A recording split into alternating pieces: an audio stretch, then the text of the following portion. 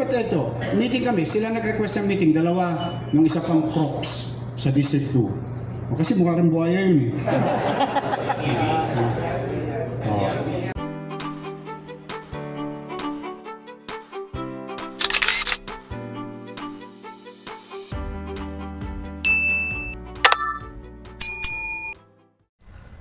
Welcome back sa aking YouTube channel. Para sa mga first time lang po naman, please click mo na yung Jeremy's TV. Ano guys, wala nang pong bayad o libre lang, tulong mo na lang din sa kapwa mo. Alright, thank you very much po. Sa topic natin ngayon po, today's video, Yorme, may bagong pasabog, ibinulgar ang pambabastos ni Congressman Chua guys.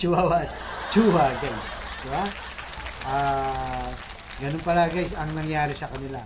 Mamaya ikukwento niya mismo sa video na ipapalabas natin guys. At direkta ring binanatan itong si Mayor Hani Lacuna dahil sa walang ginawa dito sa Maynila halos sa loob ng 3 taon. Pero bago natin ituloy yan guys, shout out muna po sa mga Iskonians na patuloy na sumusuporta sa ating channel. At sa mga Iskonians, diba? Na hindi naman dito sa Maynila bumuboto o hindi dito nakatira. Nasa malayong lugar guys. Lalo na yung mga kababayan nating OFW, diba? Na nagtatrabaho sa iba't ibang panig ng mundo.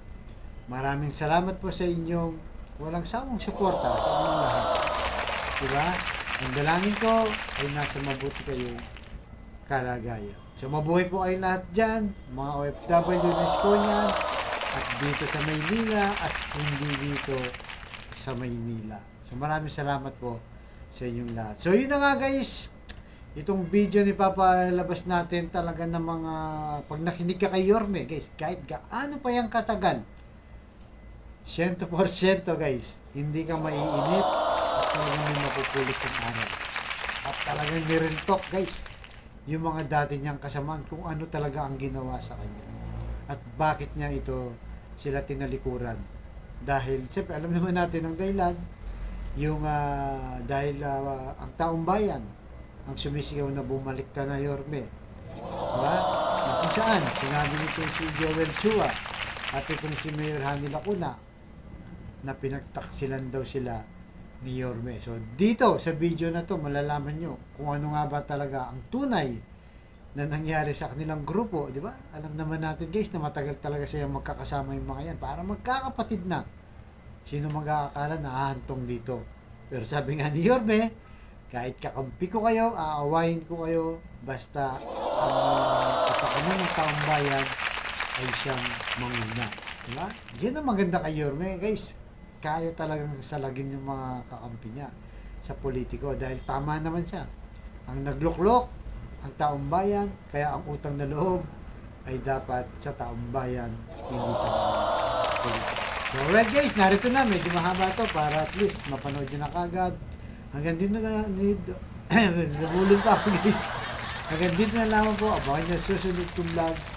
Thank you very much. Manila, God first. Na Vice Alcalde ng lungsod ng Maynila, Vice Mayor si Atienza. At siyempre, ang susunod na babati sa atin ngayon, itong taong to, hindi tayo pinabayaan, nasa posisyon man o wala, pwede ba sabay-sabay natin ihatid muli sa City Hall ng Maynila? Pwede po ba yun? Palakpakan natin ang nag-iisang Yorme ng lungsod ng Maynila, Yorme Isko Moreno Dumagoso! Maupo kayo. Magandang araw. Ate. Kati, no? Classic to si Kati. Alam ko, hindi pa kayo kumakain. Pero hindi ko na mapapakahabaan to, no? Juan, I would like to thank yung ating direktora, Erica. Palakpakan natin si Erica. Thank you. Madalit salita po siya po, Tosgas ngayon. I'm happy to be here. At alam niyong lahat, no? Iba dito, mga Antigona, no? Ang 5th District ay pangalawa kong tahanan. If I remember it right, in 2007, sabi ko noon, kalaban ko taga district eh. Sabi ko noon, pwede ba? Huwag niyo naman ako masyadong bugbugin dito sa 5. Pengi naman ng kaunti. Awa ng Diyos, totoo naman. Pinangalawan niyo ako. Kasi marami tumatakbo noon. Saka matigas noon ang kalaban ko. Si Congressman, sumalangit na ang kaluluwa. Ninong ko, Joey Hison. Now, after that, 2010, 2013, 2016, lahat ng eleksyon ko, lagi akong landslide sa 5th District. Mano pa, noong 2019, ako, Diyos ko, parang Tondo ang District 1, parang District 1 ang 5th District. Grabe ang buhos ng boto. Now, bilang ganti, may paramdam ko sa inyo na kayo ang pangalawang tahanan ko, nakita nyo naman, ang pinaka-spoil, sumunod sa Tondo, ang 5th District. Magkukwento tayo na may kwenta. Hospital ng Maynila. 10-story, fully air-conditioned, public hospital. With MRI machine na hindi pa tumatakbo hanggang ngayon. May CT scan machine. Did you know that, real talk lang tayo para alam nyo ano yung nasa loob. Although, hindi nyo nararamdaman. Alam nyo bang may MRI machine doon? That cost hundreds of millions of pesos. When we were building it, it took us about 6 months to operate. That's how hard it is to operate. Pati yung kaha, yung place where it is being built, it's a very sensitive machine, but very expensive for any people, any person who will acquire the service. And only thing that they should be doing is to put people to operate the MRI machine. GE, the most high-end machine that any private hospital can have. MRI machine, CT scan machine, X-ray nun, dalawa, may X-ray pa ron na mobile. Yung mobile X-ray, ito yung binili naming X-ray na minsan yung pasyente kasi talagang physically challenged. Imbis na ipanik panao, pwede nang tirahin sa kama yung pasyente. Ito yung tipong ospital na pangarap ko, yung sumosok pa ka pa lang sa labi, nabubuhay ka na. That is our dreams and aspiration. Kasi ang takot lagi sa public hospital, no? Yung pumapasok ka pa lang para ka nang mamatay. No? Totoo naman. Kaya naman sa totoo, pag nakita nyo doon, hindi ko kasi alam kung sino na naka-experience sa inyo doon. You know, the ward, yung ward. Usually ang ward, ganito yan, mahaba yan. Yan. Itong lamesan to. Yan, sama-sama kayo dyan. Ang ward doon is isang ward, 6 na bed, automated bed. Suction, embedded. Oxygen, embedded. Gusto mo ng nurse? Pipindot ka lang. That's how it is.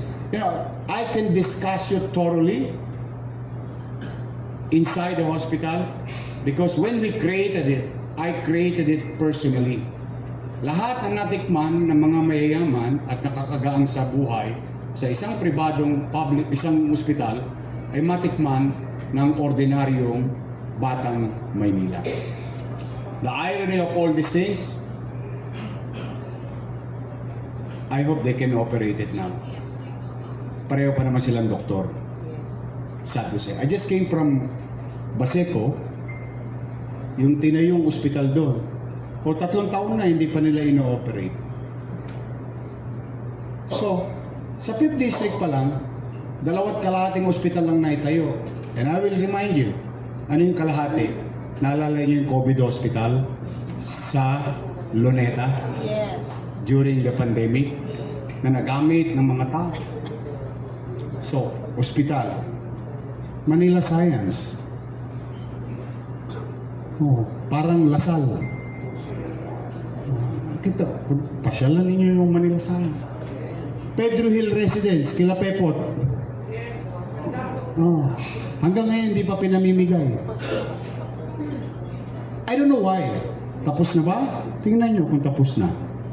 Pero bakit hindi pinamimigay? Manila Zoo. So, pag titingnan ninyo, bilang pagtanaw ng utang na, binabanggit ko lang para lang meron namang kwenta yung kwento na kung saan pagpapatunay na ang bilang pagtanaw ng utang na loob sa mga taga 5 distrito, ipinaramdam ko sa inyo na kayo ay pangalawang bahay ko dito sa lungsod ng Maynila. Salamat naman sa Diyos. Sa tulong nyo din, walang nagutom sa Maynila. Wala. Nalulungkot nga ako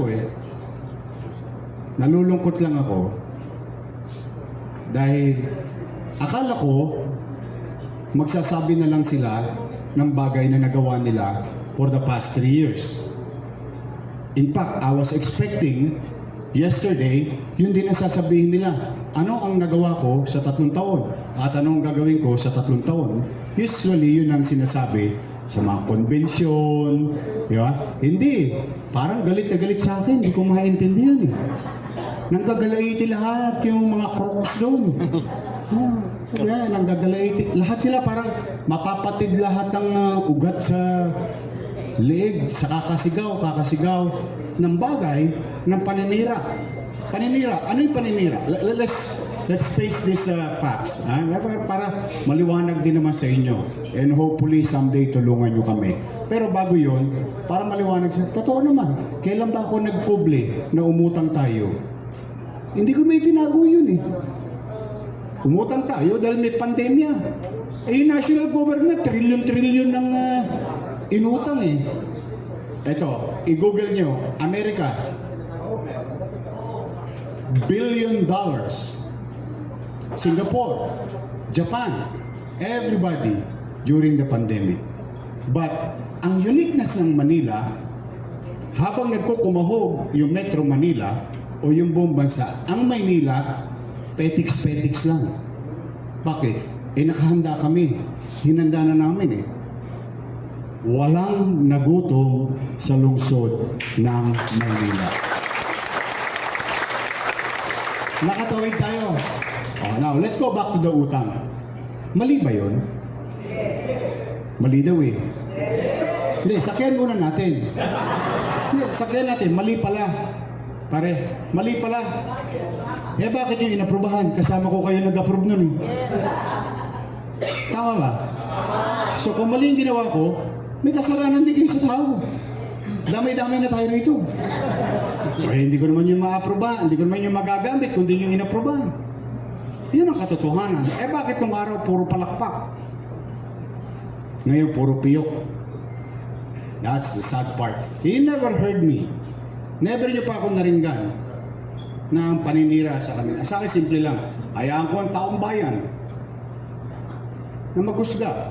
Mag-report sila kung ano ginawa nila. Bagay, mayroon naman sila talagang ginawa. Zumba. Wala naman masama dun Di ba? Baka naman kapaki-pakinabang yung Zumba sa taong bayan, pwede naman natin i-report yun. Wala namang masama dun. Passion show. Hindi, i-report natin. Wala akong iniisip na mali siya. But the thing is, the people of Manila, you yourself, kayo mga barangay official, you need to hear what transpired in our city under their leadership sa loob ng 3 taon. Sa totoo lang eto, kwentas klaras tayo. Ako, sigurado ako sa sarili ko. Hindi pa kayo nakakapasok, marami sa inyo sa opisina ng mayor. Kaya lang naman kayo nakapasok kayo, picture-picture, dahil yung manyanga-nyanga kayo Nire-require kayo Hindi. Pero sa totoo, real talk tayo. Pagkaupo nila, nakapasok ba kayo? Tumagal ang taon kasi kailangan na tayo. o welcome na muli sa Office of the Mayor. Real talk lang tayo. Not everybody is welcome there. Why? Because they don't want to hear your problems. Eh problema, hindi naman lahat ng chairman, personal yung problema nila. Ang problema ng chairman, yung problema ng kapitbahay nila. Inilalapit lang nila, nakakala nila ako chairman, makakapasok ako sa oblo. Eh doon pala sa guard, yung bango-bango na yun. Para walang gobyerno. Opisina, malinis. Totoo naman. Wala namang masama siguro kung malinis ang opisina. Pero yung access ninyo, eh kayo nung araw, 5-5 kayo pumunta sa opisina ko.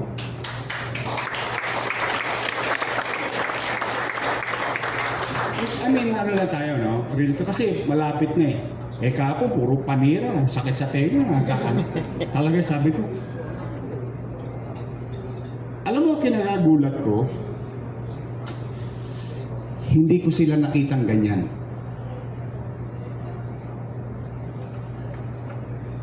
Hindi ko sila napalaki, naalagaan, na nakita ko ganyan ang ugali nila. With all honesty, it's my mistake. I thought all the while, mababait silang tao. Eh kaya ako naman sila tinulungan, dala ng pagtanaw ng utang na loob ko kay Danny Lacuna. For 20 years. 20 years. I tried my best na lingunin yung kabaitan sa akin ni Boss Danny. Eh kapo, sinisingil naman ako ng utang. Wala raw ako utang na loob. Sige, sakyan ulit natin. Siya, nakaupo hindi? Si Lay, nakaupo hindi? Kahit nga ayaw niyo iboto, pinagbibigyan niyo pa ako. O, aminin na natin, alam kong ayaw niyo. Nahihiya lang kayo sa akin dahil nakikisuyo ako. Marami sa inyo, sabi niya, exactly, ayun na nga, kita mo? Totoo naman eh. Kahit si Philip, ayaw niya iboto nung araw eh. Kasi nga, bilang pagtanaw ko ng utang na loob sa tatay. Kaya kung ang pakiusap ko nun, wagas hanggang langit eh. Eh minsan na nagtatampo na kayo sa akin sa pakikiusap eh. Pero, but the end of the day, nakaupo ba sila eh? Nakaupo. Si Philip, nakaupo? Si Dennis, nakaupo? Yung asawa, nakaupo? Asawa ni Philip, nakaupo? Yung kapatid nila, nakaupo? 7 na po sila doon. So kulang pa ako. O sige, tayo naman, tayo naman, maghanap kayo ng dumagoso sa City Hall. Kahit isa lang. Baby, kahit isa lang. Wala kayong makikitang dumagoso doon. Why? Bilang pagtanaw ng utang na loob, inuna ko muna yung mga anak niya't na iraos naman. O salamat sa inyo, salamat sa Diyos, salamat sa mga kasama, nagtagumpay sila. Happy family. Kaya nga, ang kapamilya. Pero masaya ako. Masaya ako. Ngayon, ano ba ang kataksilan? Ayan ha, meron pa rin, may sumisigaw pa rin, taksil! Wow! Ako pa nagtaksil. O real talk tayo. Ako nagtaksil? Anong kasalanan ko? Ang pinakamabigat na kataksilan ay yung hindi mo gawin ang trabaho mo bilang mayor ng lungsod ng Maynila.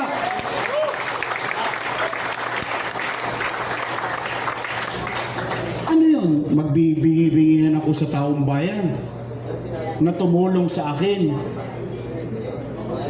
na nagtulak sa akin. Eh kasama na kung mapunta ngayon, ano sinasabi? Bumalik ka na. Bumalik ka na. O, ano naman gagawin ko? Bakit naghahanap ang tao ng iba kung naging mabuti ka naman? Kung naglingkod ka naman. Hindi maghanap ang tao. Let's be honest to ourselves. Let's be honest to ourselves. Hindi maghahanap ang tao ng iba kung ikay naging mabuti. Baka sabihin pa ng tao, Yormen, pahinga ka na, hayaan mo na siya, tulungan na lang natin. Baka yung pasabihin ng tao, total, tinuloy naman. Eh kaso hindi, mamukat-mukat mo. Ang unang-unang nangyari, yung mga senior citizen ko, alam naman nilang malapit sa akin yun. pinihait-pihait pa. Pero mo, saan ka nakakita? Ito yung senior citizen. Alam nyo, ito experience. Di ba kayo minsan sinisisi ng senior citizen?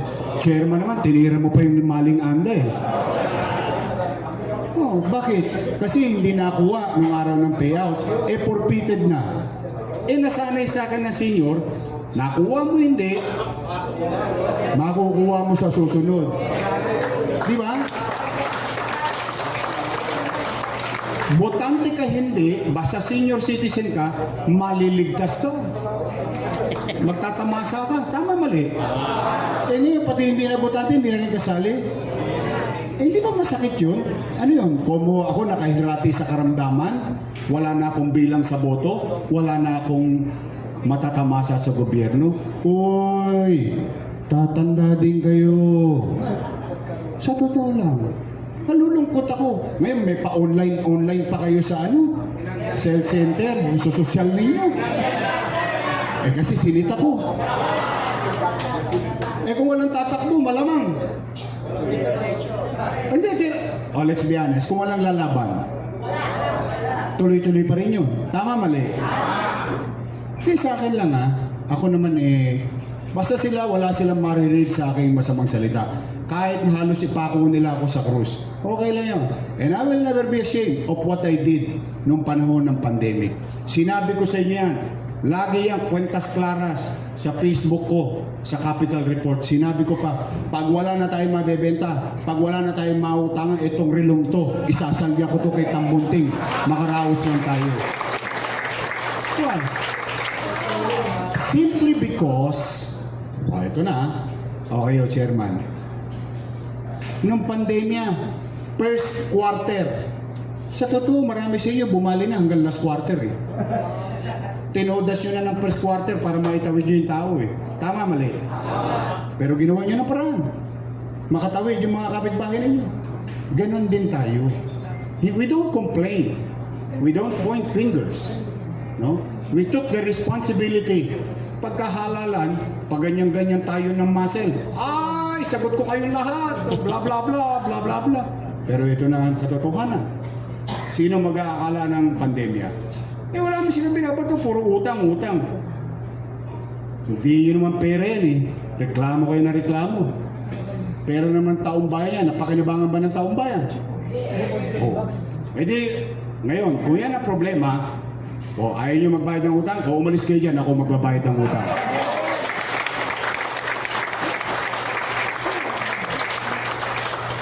Tingnan nyo si Jaime. Tanungin nyo si Jaime ko. Kasagsagan ng pandemya, sabi natin wala tayong pera. Nasunog yung barangay nila. Sinusok pa ng may-ari. Dinadakma na yung property pagkatagal-tagal sa Pasig Line. Ano nangyari? Wala pa tayong pera nun Ano sabi ko sa may-ari? Nay, for so many years, so many decades, sabi ko, gusto ko pakinabangan mo na yung lupa mo. Bibili niya ng syudad ng Maynila. Kasagsagan ng pandemya. Wala tayong kapera-pera. Nabili ba ng gobyerno yung lupa doon kila Jaime ko? Nabili. 5th district na naman. What I'm saying is that ang pinakamabisa sa inyong lahat, sa mga kagawad ninyo, sa inyong mga nasasakupan, tayo ay mag-ulat. Ano ang ginawa mo sa panahon na ikay may responsibility? Akala ko kasi itutuloy Well, who am I to judge? I've never seen, hindi ko alam na yung isang kapatid na yun, acting mayor. Hindi pa mayor, kung maka-acting mayor na. Tingnan nyo ginagawa sa mga konsyal. Hindi talaga. Nagulat ako nagulat ako Hindi ko na-visualize na ang tao pala talaga, pag binigyan mo ng kapangyarihan, malaki ang chance. I'm not saying everyone, but malaki ang chance. Magkaka-hydrocephalus talaga ngayon, nandiyan na yan. Okay lang. Takbo sila. Wala nang problema Bakit ako bawal tumakbo?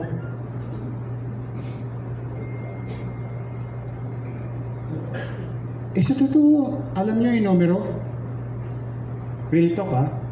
Alam niyo pag hindi ako tumakbo, kahit Chonggo mananalo. Totoo na. Anong sabi ni Chihuahua? Isang Crocs doon sa 3rd District. Ito ha, ano lang, total, small group naman tayo, small group. Chihuahua. Yung kaul ng kaul. Chihuahua.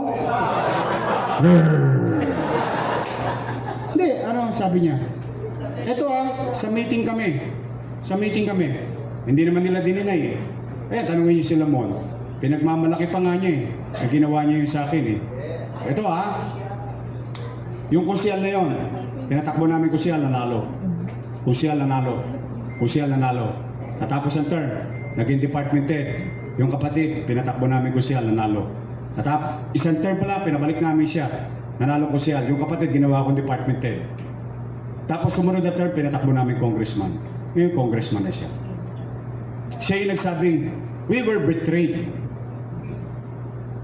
Wow, what a term. Heavy. Gusto niyo malaman anong ginawa sa akin? Personal sacrifices comes with every job. What are you? Gusto niyo malaman anong ginawa sa akin? Saksi ang Diyos. Nagme-meeting kami. Kasi nagkaroon ng clamor, may isang video nasa tondo ko, pumunta lang naman ako doon sa sunog Naawa lang naman ako. I mean, District 2 hindi District 1. Pinuntahan ko lang. Nagsigawan yung utaw. Bumalik ka na. Bumalik ka na. Sabi bigla ako naalala ng mga to. For 4 months, hindi ako naalala ng mga yan. Okay lang. May trabaho naman ako sa tahanang pinasara. Sorry na. Sorry na. Iit, bulaga. Naghahanap buhay naman ako. Okay lang. Ako naman, gusto ko mag-arti-artista kahit pa paano, may chapi Siyempre, sarap din ng buhay ito. Nyanyangga ka lang. Pwede ba ito? Meeting kami. Sila nag-request ng meeting. Dalawa, nung isa pang Crocs sa District 2. Kasi mukha rin buhaya yun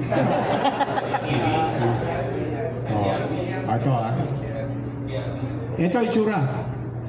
Ito si Chihuahua. Ito si Crocs. Ayan ako. Ayan si Letlet.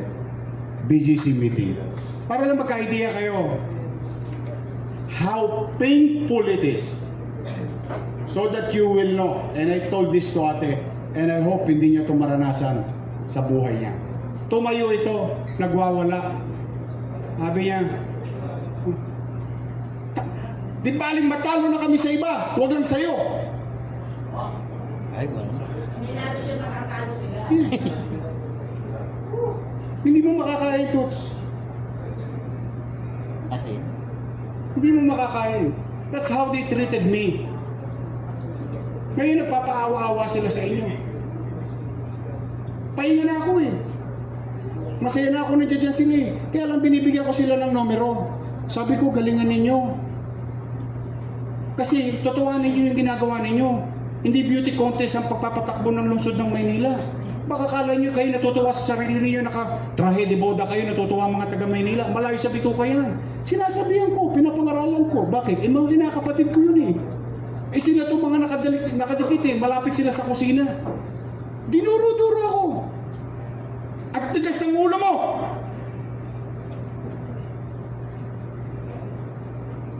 Then I betrayed them. The same person whom which is wala akong utang na loob. Mas may utang na loob ako sa mga lakuna. Pero inaruga ko. Kayo lumagay sa katayuan ko. Umimik ba ako? Alam mo kung 25 anyos ako nung sinabi niya yun, may kalalagyan sa akin yun. Kaya lang as you age Di ba baby, pagka tumatanda tayo, medyo bumabait na tayo ng konti, di ba? Hindi, totoo lang. Hindi naman bumabait. Nagmemelo ka na. Pero kung bang inabot nun yung kainitan ko ng katawan? O yung mga anti-good chairman dito, di ba ilang beses kami nagsuntukan sa session nung araw? Di ba gagawa pa kami ng baril sa session nung araw? Those were the days. I'm not proud of it. But the thing is, now my question is, nung binibigay ko yung number, so willing silang matalo sa iba, wag lang sa akin. Anong kasalanan ko? Why? O ngayon, tapos sabihin nyo, magbingi-bingihan ako sa taong bayan. Eh baka hindi na ako igalang ng taong bayan? Ngayon, magpapakaawa sila. May paakap-akap pa. Totoo, naakap nga kayo eh. Pinakakandong pa kayo rito eh. Hindi totoo. Ako naman, ano lang eh, kayo na magsiyasat sa mga nangyayaring ito. Pero for so many years, hindi nga kayo makapasok dun eh. Sa totoo lang, hirap na hirap kayo. Generally, not everyone, but generally. O now, ano mararamdaman ninyo? Inalagaan mo. Kung duro-duruin ka, para kang hindi kumain sa isang hapag. Ngayon magsisinungaling? Betrayed? Who were betrayed? Pampahinga na ako, namamasyal na lang ako sa mundo. Hindi niyo ba napansin? Nagbabayad na lang ako ng utang ko sa pamilya ko. For so many years, lumaki mga anak ko, hindi ako halos nakilala. Nakikita lang ako pagpapasok na sa eskwela, tulog pa ako. For 3 months sa pandemic, ni isang araw hindi ko inuwi ng pamilya ko. Dahil kayong pamilya ko, nag-aalala ko kung may makakain ba kayong lahat. Yung 2 milyong manalena.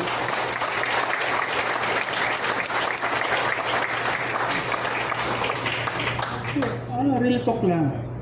Kaya huwag kayong magpapalundag-lundag. Sa totoo lang. Huwag kayong aalog.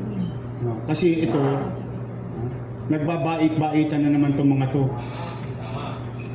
Yun ang katotohanan. Now, kung sinong nagsasabi ng totoo, hayaan ko ng tadhana ang umusga.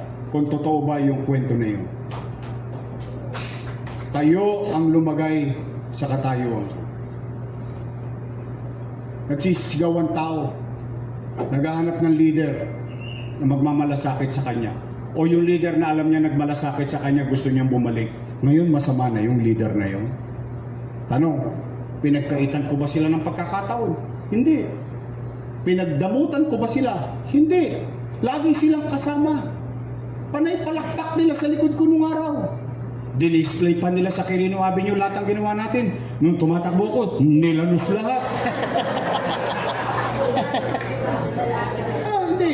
Ba't nila dinidisplay? Hindi naman nila ginawa yun. Bakit? Para mapalapit ang damdamin ninyo sa kanila. Eh sabi ko nga sa inyo, kahit yung po tatalunin sila eh. Yun ang data. Yun ang data. Nalulungkot lang ako. O ngayon, ito ngayon ang gagawin. Pa-J.O. ngayon, limasin ko. Okay. Ako, total nandito na kayo ha. Ito, papaalala ko lang. Hindi, wala namang masama siguro eh. Baka gusto nilang gamitin yung pera ng gobyerno para dumami sila. Siguro, style nila yun. Okay na yun, kanya-kanyang style. Diba? In fact, yung budget, totoo yung sinasabi ni Mon, itinago nila. Itinago nila yung budget. Kala ko ba wala tayong pera, bakit may 25 billion? Bakit lumaki pa yung budget? Eh bakit wala tayong gamot sa health center? Bakit wala tayong gamot sa hospital? Yung isang nanay, nag-viral a few months ago. Taga 5th District yung nanay na yun. Yeah. Nihipo, hindi hinipo yung anak. Ngayon, wala lahat ito, delayed, and so on and so forth. May forfeiture pa. O ngayon, ipapangako nila, gagawin na raw nila 1,000. Wow! O, pero ito Gio, good luck sa inyo Pero bilang hindi na kayo iba sa akin, ipagpapaalala ko lang, pera ng taong bayan yan. May post audit. Post audit. Basta, pare-pareho tayong takot doon sa 3 letra na yun. May post audit. Anong ibig sabihin? Malamang sa hindi, bibigyan ka, uy, may offer 3 JO. Uy, 5 JO. Lahat ng JO ngayon, kaliwat kanan ang offer. Okay. Siyempre, hindi mo naman ipapangalan sa'yo. Hindi ka naman ganun ka... alam mo naman kalakaran. Oh. Pinangalan mo sa kay Juan de la Cruz. Ang tanong, nung kinolect ka ni Juan de la Cruz, picture siya. Kanino mapupunta yung malaking portion? Kung kanino man. Tanong, inaudit. Inaudit. Ba't sa tingin hindi audit yun? Nag-random. Tinanong si Pedro. Pedro, ikay Geo, ano ginawa mo ng Geo? Ay, wala po. Kinukolekta ko lang po. Ha? Eh, saan mo dinadala? Kay chairman po.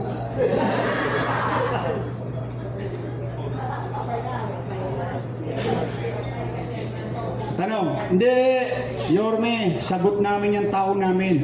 Tama naman. Sagot namin yan, kaya namin yung tao namin. Tanong, pagka inipit na bag nun, tutuga yun. Pagtuga nun, yun ang paalala ko. Magsipag-ingat kayo. Tanong, kung talaga yan gustong bigay, dapat nung pagkaupo pa lang nila, binigay na nila yan. Bakit ngayon lang? Tapos may indulto pa sa dulo. Tandaan ninyo, kung ikay nagneneto ng 8 betchingko 1 buwan, 6 na buwan lang yan.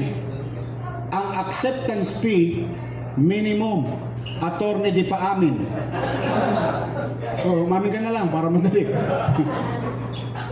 Acceptance fee, 50,000. Hearing fee, 2,000. Appearance fee. Affidavit, 2,000. Aabot pa kayo sa kung saan saan korte. And by the time, you realize, abonado ka pa. Lugi ka pa. Yan, kunin niyo yan bilang paalala. Pero kung talaga namang, sayang din naman, at lalakasan niyo ang loob niyo, good luck naman talaga sa inyo. Pero dyan wala akong magagawa. Kaya yan, taus-pusong paalala. Pansamantalang candy, pero tandaan ninyo, ang candy natutunaw. Mabilis matunaw. Ang susunod ng tamis at kabaligtaran nito ay pait. Tama, mali? Paalala ko lang.